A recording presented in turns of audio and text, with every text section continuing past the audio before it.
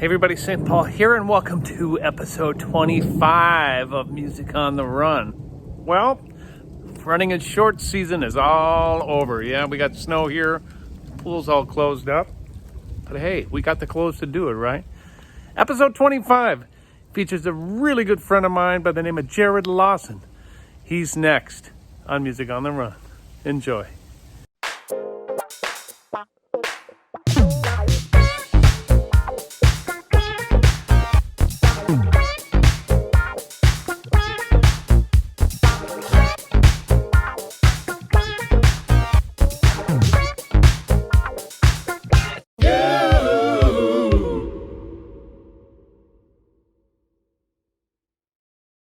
Hey everybody, welcome to episode 25 of Music on the Run. Another interview from the Peterson basement. Yep, here we are. I'm getting comfortable here. I don't know if we'll ever get out of the basement, but it's good. It's good to be back here. And you know what? This is coming out on Election Day, November 3rd. So if you haven't voted, make sure you go and vote. Super, super important. Yes. Okay, on to my next guest. And my next guest is an incredible artist from the Pacific Northwest, specifically Portland. His debut record in 2014 was a game changer for him, and his status as Portland's best-kept secret changed to international sensation. His music mixes soul and jazz, and he is my favorite artist to come along in years. And my niece Vanessa turned me on to him. I remember I was driving from Palm Springs to L.A., and she called me, she said, "Uncle, you got to hear this record." I'm like, yeah, whatever. And I'm telling you, it's been my go-to record since I put that thing on. I've trained and run 4 marathons and countless other races to that record. He's got a brand new record called Be the Change, just came out, and I'm busy memorizing it, and I love it. Please welcome my buddy, Jarrod Lawson. Brother! Hey, Paulie, what's up? You? How you doing, Jerry? Jarrod. Hey. Inside joke. We've adopted Jarrod. He's part of the Peterson family at this point. Of course, we've renamed him as we do. He's now Jerry Larson. He's a nice Norwegian kid, from Brooklyn Center. How you been? It's been way too long since you and I had a chance to hang out and chat. You good? It's true. I'm so good. I'm really, really good. Even though I'm living in a basement right now, we're in between houses. We're waiting for this house to get renovated, finish the renovations that we're about to move into. Okay. So that's going to be done within the next week or two. So we're really excited to finish the move so I can get my studio set back up and start making music again. And my girl can do her thing, do her dancing and her painting and all that. So yeah, I want to hear more about her as well. But now you have an exciting thing happening, man. You just put out a record, came out on the 30th of October. Is that right? Well, the 30th of October is still coming, but yes. But we pre-taped this, so no one knows that. Oh, that's right. Yeah. So anyways, play along with me, man. Come on. Yes, sorry. So you recorded this record. Tell me a little bit about this record, man. I'm dying to hear about it. Yeah, there's Sammy Figueroa is of course a huge part of this album. He and I came together a few years back. Right. It really kind of transformed my sound and inspired me to start writing even more kind of into the sort of Latin / soul R&B jazz, if that's a thing, that's kind of like a realm that I've always been really into. And, it's like Sammy and I, of course, when we were kind of talking about that sound, we of course cited D'Angelo, Spanish Joint as kind of like a great example of sort of fusing Latin rhythms and soul music together. Right. And we kind of wanted to move more in that direction of doing some music along those lines. And that's exactly what happened. We got together at my place in Portland, and I set up some congas for him and some microphones, and I had a piano there, and we just jammed for a couple of days straight and came up with some really cool ideas that I then essentially adapted into Be the Change and a couple of the other songs, like How Long, which is the last track. Right. Yeah, so Sammy was definitely like a huge part of this record. I actually worked with Sammy probably 20 years ago on a record here in Minneapolis, and did he do his Sammy Davis for you, man? He sure did. Of course, yeah. And I know that, man. That is so great. Well, for those of you who have not heard this record, it's unbelievable. And I'm still getting to know it, and it's so deep, bro, just like the last one. So I'm so excited to, start running again to that, because that's how I just got so into that last record. So let's take it back a little bit here. Now, you grew up in Portland, right? Yeah. Are your parents musical? Well, my father definitely. Okay. Yeah. I mean, from the time I was, maybe when I first started making memories, 2 or 3 years old, till the time that I was about 5, we were living in a studio, like an actual recording studio. Okay. And it was my father's. So my father had a band of his own back at that time and was, opening up for bands like the Doobie Brothers and Steve Miller Band. And what? So he was very much on track. Yeah, he was very much on track to like become, a sort of, he was kind of doing like a soul rock funk thing. And I still have old recordings on tape of his band somewhere. But yeah, my dad very much actually later on in his life, he became a very accomplished jazz guitar player. And then, so I've learned a lot from him over the years. He got me kind of started on the piano and kind of just learning basic, kind of chord theory on the piano and understanding how, basic like major and minor scales work and all that, kind of fundamental stuff. And then from there, I just kind of listened my way through and was picking stuff up by ear. What was playing in your house back in those days? Oh gosh. Well, lots of, my dad used to play a lot of Blood, Sweat and Tears. Mm-hmm. He'd play, let's see, Bill Champlin, the Sons of Champlin. Oh yeah. He was huge into those guys. And then of course, Stevie Wonder, Donny Hathaway, all the great old soul records were just playing all the time. Aretha Franklin, Etta James, all that kind of stuff. And then there was a lot of jazz also being played. He was heavy into Oscar Peterson.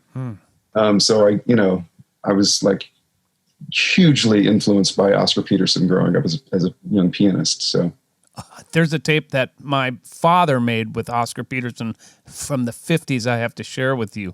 Oh my God. Oscar on piano and Dad on B3. No way. I'll send that to you after the interview. So I was doing even though we're friends, I was doing my research on you. And they said you were a child prodigy. Who? I'll show you the article. What? You want fessing up to this or what? What does that even mean? I don't even know what that means either. But you were playing as a young man, and right? I mean, were you playing a bunch of different instruments? What was that all about? Well, I didn't actually really start playing until I think around 13. I picked up the piano. A teenage prodigy, then. I guess, sure, whatever. I don't know. There you go. Own it. I will say the piano came very naturally to me once I really committed to it.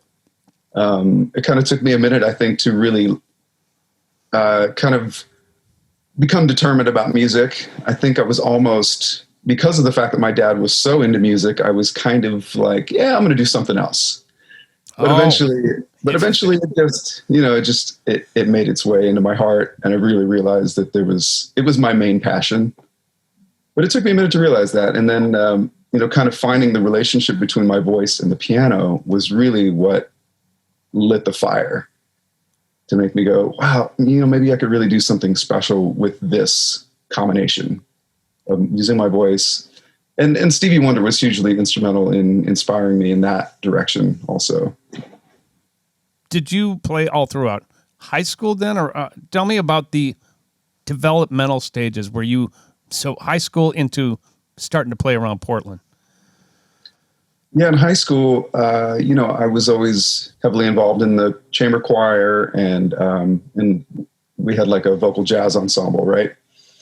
So I started to play piano for the vocal jazz ensemble because I had just been kind of learning from my father how to, sort of put together chords, and he was teaching me how to read chord charts also, and specifically with like jazz extensions and jazz harmony. So I was able to, some of the music that they would give us, even though I couldn't read notation, and I still can't to this day, I could, if it said whatever, G minor 9 or, to B13 or whatever, I could read those, and I was kind of learning to extrapolate from those symbols, And so it was a good foundation for me to actually have a place to practice that stuff.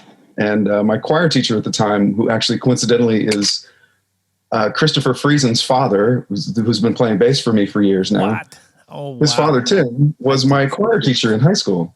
Didn't know that.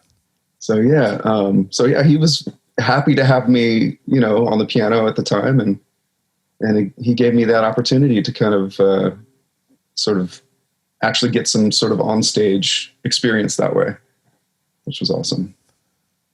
Then you worked into playing around Portland. Was that kind of your decision? You said, okay, this is what I'm going to do. I'm going to move into music. Or did you end up going to college? I mean, I did go to college, and I continued. Well, I kind of tried to do some theory studies and things like that. Theory just didn't really make sense for me. Theory, I don't know, somehow theory was like the opposite of how I think of music. So I tried about a semester of theory, which of course included things like oral skills and keyboard skills and all these other classes that just go along with the theory program. All of it just really turned me off. I hate to say that. And it kind of pushed me in another direction. But I continued then, while I was in college to perform with the jazz band and the vocal jazz ensemble. And, I kind of continued my jazz studies, and it exposed me to a lot of new music. We started doing things like, Pat Metheny tunes, and we were doing like Ray Brown trio tunes. And so it was really like expanding my vocabulary on the piano. When did you move into actually gigging around Portland? Yeah, so that was, I think I was kind of tinkering around for many years, kind of following the college days. But it really wasn't until I met a couple of musicians that really changed my whole perception of what I could do, actually, because they made me rise to a new level. And those two musicians were Reinhard Meltz, one of the most phenomenal drummers on the planet, plays with Gino Vanelli and Pink Martini. I mean, he's just like incredible. One of the most phenomenal drummers I'll ever play with. And Jarrod Coder. So the three of us started a little trio thing where I was kicking bass and, playing keys and singing, and Jay on the guitar and Reinhard on the drums. And just like, we literally didn't have a rehearsal. Jay just called me up and was like, hey man, why don't you come down to the Candlelight Room tonight? We'll just like see what happens. And I was really nervous at the time because both of these guys are just heavy cats. Yeah. And I wasn't super comfortable with my left-hand bass skills at that time.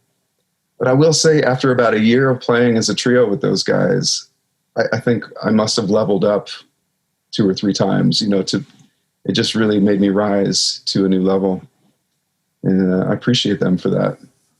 Jarrod Coder, I toured with him when he was playing guitar with, oh boy, brain fart coming in here. Uh-oh. Curtis Salgado. Thank you. Oh, yeah. I got So I was playing guitar in the Steve Miller band, and he was playing guitar in Curtis's band. So I've known him for probably since he was playing with you. Wow, that's How many years ago is that? Would you say he was playing with you? Shoot. I mean, when we first started, it was probably like maybe 15 years ago. Okay, I'm talking about the late '80s for me. I'm older than you, so that's when I met those cats. So that's great. So what strikes me, or what I'm trying to get to the bottom of here, is you chose music, or music chose you, right? Mm-hmm. Did you end up having any other side gigs or anything like that to be able to support yourself during those times? Definitely. I want to hear about the odd jobs, man. Come on. Well, you know what? Okay, so I grew up on a farm. When we moved from California here when I was 8 years old. We moved out here to, well, I always say Portland, but we didn't move to Portland at all. We moved to an 80-acre farm out in the middle of nowhere, about an hour south of Portland. And so I sort of went from living in a suburban area with a lot of friends around to living with no friends around, right, which really kind of made me turn to music in a way. But because I lived on a farm, I had a lot of, kind of general experience with doing all different types of labor type of things. But also my grandfather had a machine shop right there on the property as well. So for a while I worked for him doing some machining in his machine shop on a lathe, and was using, drill presses and all kind of crazy machines like that. From there, I actually went to doing stonework for about 10 years. Wow. I worked as a stonemason. And all that while, that was actually around the same time as I was playing with Jay. I was kind of working stone. It was really my main gig, and I was playing music on the side. Wow. No kidding. So that's crazy. So tell me how you go from working with Stone, not the Rolling Stones, but working with Stone, into this international phenom. I mean, was it that record you put out in 2014? Is that what kind of launched you?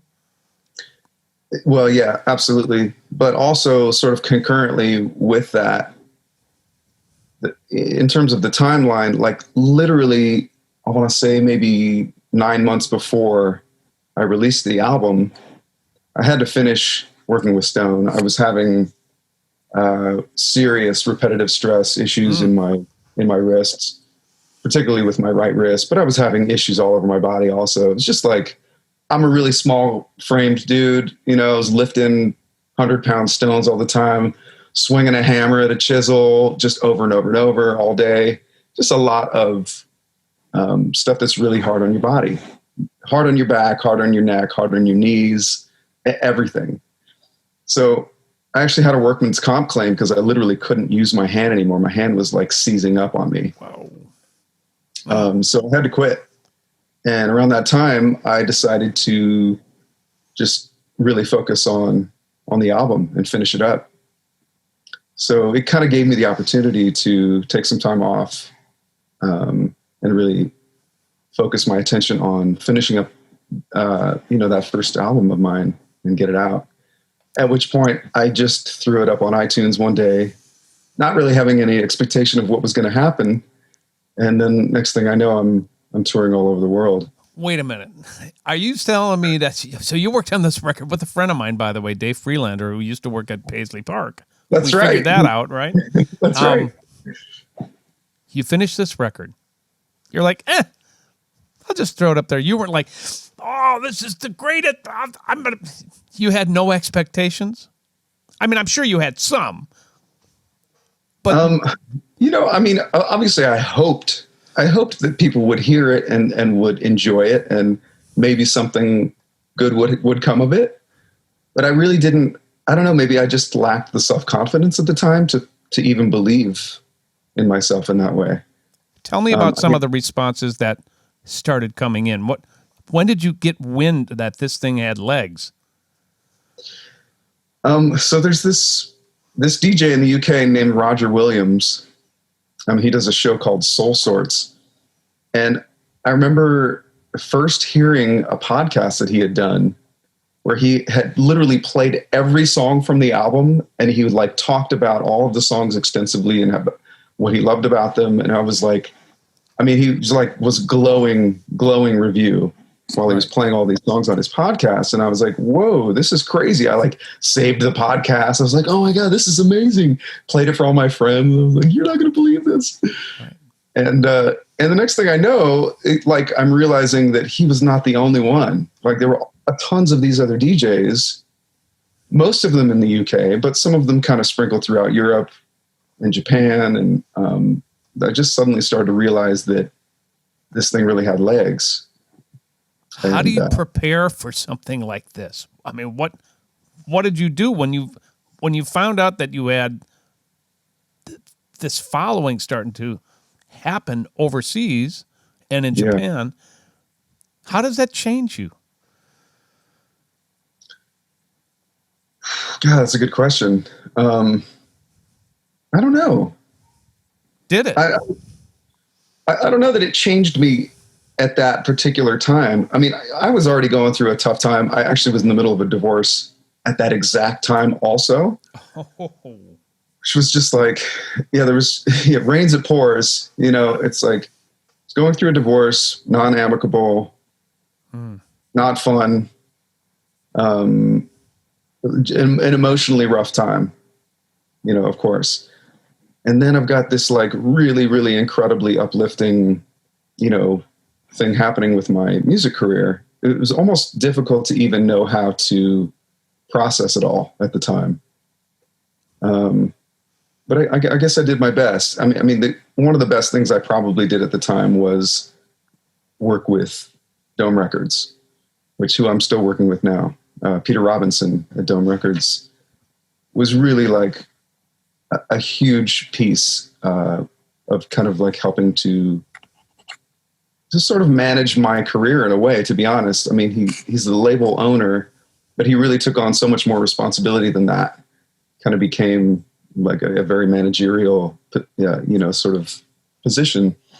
It kind of helped guide me through a lot of unfamiliar territory, along with my manager at the time, Dwayne Tellisford, who was also super, super helpful and actually hooked me up with Peter. So, it was nice to sort of establish some connections with people like that could be a supportive team for me, which was, as I'm sure that's huge to be able to delegate. Did you have any idea what you were getting into? I mean, no. Right. No idea. So they kind of had to guide your steps. Like, okay, this is what you've got some legs now. This is what's got to go on. Did they spell it out for you and kind of mentor you through that process? Yeah, I would say so. I mean, again, Peter, hugely instrumental just in terms of, when I was out on tour, he would actually, he would sort of accompany me to radio stations and kind of give me the rundown on, what I should do. And, I mean, we spent a lot of time together, just like we'd be in a cab, just running from solar radio over to the BBC, just like talking about all the things that we needed to accomplish for the day, and him just kind of really guiding me. And he still is here with me now, and he's going to retire after this year. So he actually was really excited that this is going to be one of the last projects that he works on, is this second record of mine. So I'm really, really excited to still be working with Peter just before he retires, actually. So you had never toured like that before. Had you ever toured even regionally? No. Before? So it's and how old were you when this record came out? Because this is important. 36, is that right? So you had worked your tail off from the time in high school, playing clubs, laying stone. Oh, I also worked as a piano tuner. Oh, by the way, bring your tuning forks next time you come visit me, would you? I need you. Okay. No, but I'm serious. What I'm trying to get to is the amount of dedication and belief and love and passion for music with all that comes with it. You stuck it out, man. You stuck it out. And at 36, all of a sudden your life changes, didn't it? It did, very much so. And I think, it's a good tale for those who are out there and think that, because you're past the age of whatever it is, that Hollywood likes to tell you you're done if you haven't made it by the time you're 21 or 22. It's a complete lie. I made my first album at 36 and put it out there, and it was well received, and my life completely changed. It can't happen. That's the good news as well. Without a record company, you did this yourself, right? I mean, at first, until you signed, right? Yeah. And to be honest, even after I signed, it was just a distribution deal with Peter at that time, which is sort of different from the arrangement that we have now, where it was like, I signed a contract to essentially give him the rights to this album. Got it. So yeah, and he's working. So the new music business worked beautifully for you. The old model was out the window. You created just to create, and you had no pressures except for just wanting to put out the best record that you could. And look what happened. How does that make you feel to have your life's work get the accolades? I can't say it, but accolades it deserved. Yeah, it feels great. It feels really good. It's nice to. I spent 4 or almost maybe 5 years working on this album. The first album. You did. And yeah, especially because I went into it with no expectations. I think it really felt great to to get the accolades that followed. Had you ever been to Europe before? I had been to Europe before. I had traveled pretty extensively across Europe. Oh, you did? Okay. Yeah. My ex-wife and I were avid travelers, and we spent actually a couple of months just backpacking through Europe. Oh, killer. To about 14 different countries or something many years ago. And yeah, I even like earlier than that, when my grandmother on my mother's side died relatively young from cancer, unfortunately. And so my grandfather was kind of left with no partner. This was around the time I was in like early high school. And he wanted to have a travel partner, and that he chose me. So I had the incredible opportunity to go to a few places with him. Actually, he took me to Eastern Europe, like just after the Berlin Wall had come down, like literally the year after the Berlin Wall came down. And we got to go to Germany, Poland, at that time, Czechoslovakia, before it split into 2 different countries. So that was an incredible experience to have at 14 years old or whatever I was. I had done a lot of traveling before that. Since this is called Music on the Run, we talk about how you stay healthy mentally, physically, with your relationships on the road. Give me an idea what a typical day on the road for you is like. Typical day on the road. Yeah. You got press, you got what? 4 hours of sleep usually. 4 hours of sleep, get up really early to probably get on a train or a plane to go to a new city. And I'll oftentimes get to the city with just enough time to get to the venue, change clothes, sound check. Right. And play the show. Hopefully get some food in there. So, at some point. That's like a pretty average day on the road. I hate to say that. It's like, it's awful. It's like you eat terrible, you sleep terrible. It's like none of it is really conducive to optimal performance, but it's just kind of the way it goes. So how do you keep it together? Because this is instrumental in passing this information down as well. Yeah, for sure. Well, I'm pretty health conscious in general. Everybody knows that about me. I drink a ton of water, particularly when I'm out on the road. I don't drink alcohol for the most part. Drink tons of water.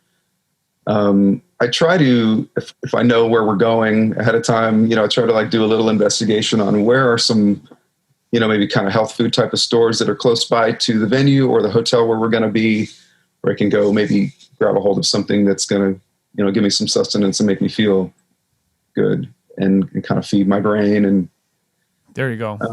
Like those are important things for me. Yeah. And then, you know, trying to, because of the fact that a lot of the times we don't get a lot of sleep at night, try to just pass out on the trains if I can, get as much in between sleep as you can. That's like, that's crucial. Do you ever get a chance to like, are you one of these guys who likes to work out? Are you into meditation, or are you just like, look, I got to sleep and I need to put some good food in my body? I mean, you know, I've recently gotten much more into meditation, actually, particularly since I've met my new partner, Eva Lee. We've gotten into a much more diligent routine in that way. So we meditate every morning when we wake up for about 20 minutes. And I'm kind of eager to sort of bring that into my touring regimen when we get back out on the road, because I feel like it improves my life in a number of ways. Yeah. Tell me about tell me about your new relationship, man. I want to hear about that. My new boo-boo. Yeah. Is she over there? She is over here. Hi, over there. I'll let her peek in if she wants to. Well, yeah, come on in. Go to bed. I know, she's like just fresh out of bed. I look a mess. She doesn't. No pressure here. You don't have to come in if you don't want to. Nice to meet you off screen there. I'm sure I'll meet you in person soon. Yeah. I will say, looks gorgeous, even though she just woke up. She works at a bar, so oftentimes we are up pretty late into the night after she gets done working, and we eat late. Unfortunately, it's not ideal, but it's just kind of part of her routine. Well, good for you, man. I'm happy for you. Both, actually. Yeah, absolutely. Thank you. I appreciate that. Yeah, we just met about a year ago. Actually, we just had our 1-year anniversary. Last month. And, nice. She has been an absolute beam of sunshine in my life. I'm so glad. Yeah, she's... What have you guys been doing during COVID? I mean, we've had some downtime. We aren't touring. What goes on in your life while you're not touring? Yeah, good question. Gosh, you know, I mean, she actually moved in with me just when the quarantine kind of went into effect. Right. Actually, so she had just moved to Portland. She moved into an apartment on her own. Mm-hmm. And then the quarantine went into effect. And suddenly neither of us had any income. And she was like, oh my God, I can't afford to live here anymore. And I basically was like, why don't you just move in with me? Even though we had only been dating for 2 months? No, we were dating for like 7 months at that point. No way. Okay. This is a classic guy-girl conversation happening right here. Dating in September. This is classic. Dig yourself a deeper hole there, Jarrod. You like that? Yeah, I did. I'm checking that out. That's how that works. Yeah, I get it. Yeah. So she moved in with me, and, we did a lot of just hiding out. Not really leaving the house very much. We would go out to buy groceries, and we would buy We play at the park. Yeah, we would play at the park. All right. Even though we weren't supposed to. Yeah. Because at that time, we lived right across from a little middle school. So we would just walk over there, and we would walk around there's kind of a park attached to that area. We would walk around the park, and then we'd go over to the swing sets, and we would, even though they had signs on it to stay away, we were just like, whatever. Terrible. We're worst. It's okay. So, did you finish your record during this whole thing, or was it done? At that time, we were still working on it, actually. Okay. Yeah, I think we were in the mixing phases of the record. So let's move into talking about Be the Change. Yeah. I want to hear about your experience recording that record. Okay. So tell me about how that you said you started with Sammy Figueroa. How did it develop into this incredible mix of everything that I loved about the last record, which is harmonies, soul, jazz, all the above, and these great chord changes and really smart approaches to some incredibly complex but really funky and soulful songs? Thank you, man. Well, yeah, so, okay, the record is I sort of think of it in 2 parts, because there are songs that I took my quintet So that was, Sammy Figueroa, Christopher Friesen, Corey Limwako, and Trent Barspool. We went to the studio and we recorded basic tracks for Be the Change, How Long, Embrace What We Are. What else did we do? Oh, well, I had also already had some basic tracks done for some other tracks like Universal Chord, which I then had Sammy do some congas and some other incidental percussion stuff on. So we did all of that at a specific session. This was kind of much later on.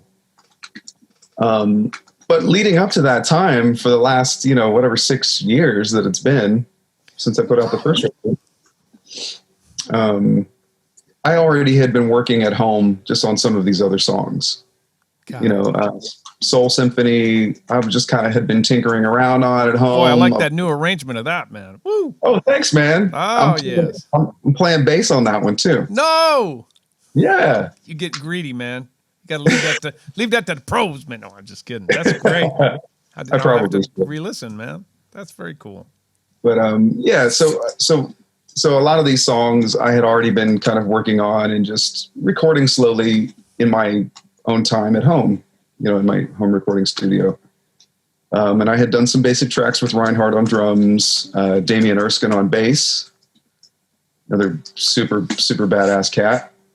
And so when you think of it like that, some of the songs are very much like my newer quintet, and that sort of sound, that kind of Sammy Figueroa has sort of infused into my sound.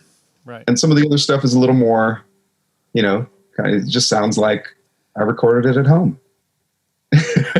I don't think so, man. It sounds very, very consistent and beautiful throughout. I do want to talk to you about this. And first of all, let's set the stage of how you and I met. I mentioned briefly that Vanessa my niece turned me onto your music. Mm-hmm. And then I think we stalked you for like 3 months, trying to get you to come to Minneapolis to do a gig, which you ultimately actually did, which we were all freaked out about. We're like, he's really coming. This guy's coming. Shoot. By this time, we had the whole family turned on to the record, and we were like, who is this dude? So you came to Minneapolis. I think we might have opened up for you at Ice House, and then we started a friendship. Sure did. And then I think we did a fundraiser with Stokely That's Williams, right. Jesse Larson, and me, at the Dakota.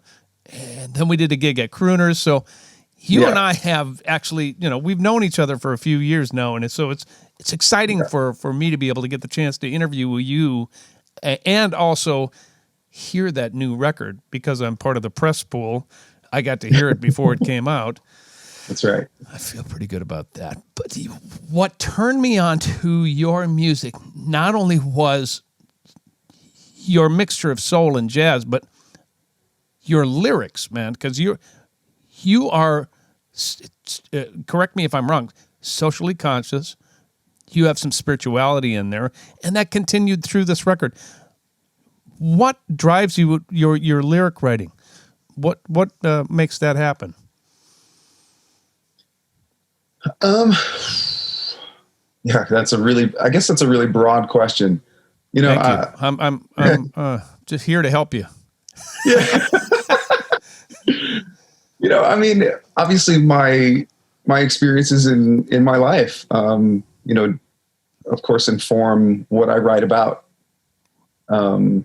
Oftentimes a song like Embrace What We Are, which I wrote sort of surrounding this whole, this issue of police brutality, specifically aimed at people of color. Yeah. And I really wanted to say something about that, but kind of wrap it up in a message that was not dark and not specifically focusing too much on the negative aspects of that, but kind of more giving a message of hope, which was, let's embrace what we are. We are all brothers and sisters. We got to come to that conclusion and really like embrace that concept. I guess what I'm trying to say is most of my stuff is autobiographical in some way or another. by things that are kind of stirring around in my head, or just things that I want to say, or questions that I want to pose to the world that maybe make people think about stuff that in a way that maybe they don't on the day to day. Did you have a bunch of protests and things going on in Portland during this whole COVID time over the murder of George Floyd and everything? Oh, huge protests here. Right. So here's a question that was asked to me and early on. You and I are soul singers. We're soulful white singers. Right. Who love black music. How can we, specifically you, because I already got asked this question, how can you be a positive force, being a white soulful singer and one who loves the black culture, Stevie, all these guys? How can you be a positive force in today's day and age? Oof, that's a heavy question. It is. I mean, being the best ally that I can to people of color, whatever that means, again, I took the opportunity to release Embrace What We Are as the first single from this album. And I actually am donating the proceeds from the single to Color of Change, the Color of Change organization. So I'm trying to, I suppose it's kind of a lead by example type of thing, right? Right. To show other white folks around you in your sphere of influence that this is the way forward, is to support black folks, to support, people of color in the best way that we can. And Brilliant. For me, the best way that I know how is through my art, I suppose, is really at the heart of it. Right. That's exactly how I view it as well. I think because we have a platform as well, people look up to you, people are watching you, people want to see how you're dealing with this. And I don't know about you, but I'm always asking questions like, how can I help? Because I don't have all the answers. I'm sure you don't have all the answers. And, frankly, how could we have the answers? Right. I think as long as you and I and people like us make an effort and point out injustice and like you said, lead by example through our platform, we can bring people along for the ride and bring people together. And that's what your music does, is it brings people together. It's such a blessing to be able to have a new record from you, man. This is so great. Thank you, man. So excited. So tell me where we can find it. Is it on vinyl? Is it, tell me a little bit, give me more information on it. It is on vinyl. I must buy one. I shall support you. I think that I actually can't tell you exactly where all the vinyl will be available. I know that they're going to be carrying some at Dusty Groove in Chicago. That might be one of the closer places that you could find it. Okay. Unless we can get it into a record store in Minneapolis. Maybe you could help us make that happen. I got you covered. I don't know. I have you covered, like now covered. Sweet. So yeah, I mean, it's going to be, we're getting much better distribution on this album than I did on my first record. I actually did not have a distribution deal at all on my debut album in the US, which was a huge mistake on my part. Again, I was so green and had no idea what I was doing. So green at 36, man. I love it. Yeah. Hey, it is what it is. Yeah, totally. So we're doing it right this time. Again, Dome Records is really working their tails off for me in terms of getting this record placed in all the right places. So, you'll be able to, of course, digitally download the record on all the major platforms. CDs and vinyl will be available at select locations, I would imagine. So we'll look around for that. Jarrod, the Peterson family, we are your biggest fans. We really are. We love you. We totally got your back. Stay with us whenever you come to town, as you know that. It means so much. And you guys are like family to me. I absolutely adore you all and respect you musically and otherwise. And it's just such a blessing to have you in my life, honestly. Good luck. Best of luck. Go get them, man. Hey, do you have a tour set up? Is there such a thing? Are you waiting? Is this a thing? I know that's a great question. Right now I do have some dates set for the Jazz Cafe in London in May. Okay. Of course, we have no idea if this is actually going to come to fruition, but yeah, I guess we'll kind of play it by ear, so to speak, and see how it goes. Where can we look up your dates? What's your website? It's just jarrodlawson.com. Beautiful. And we can find you on social media as well. Yes, sir. Best of luck, my brother. And I look forward to seeing you back here in Minneapolis soon. Likewise. Love All you, right. brother. Hey, that's episode 25 of Music on the Run. We will see you in a couple of weeks. We're out. See you in a minute. Music on the Run was hosted by yours truly, St. Paul Peterson. Edited and produced by my buddy Davide Raso. Video editing by Ivan Sebastianov. And a very special thanks to the people who financially support this podcast. And remember, never give up on your dreams.